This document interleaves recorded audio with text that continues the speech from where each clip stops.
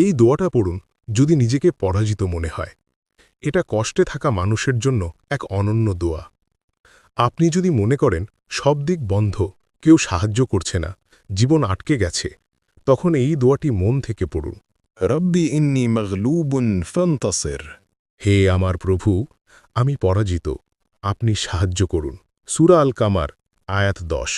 নূহ আলাইসাল্লাম 950 বছর চেষ্টা করেছিলেন, তবুও তার কম মানেনি।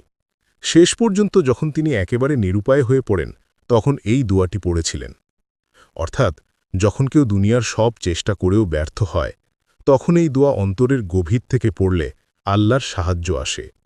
এটা আল্লাহর উপর নির্ভরতার প্রকাশ।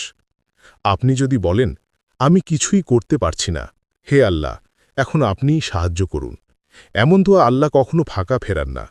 আল্লাহর রহমত কখন আসবে আপনি জানেন না, কারণ আল্লাহ বলেন,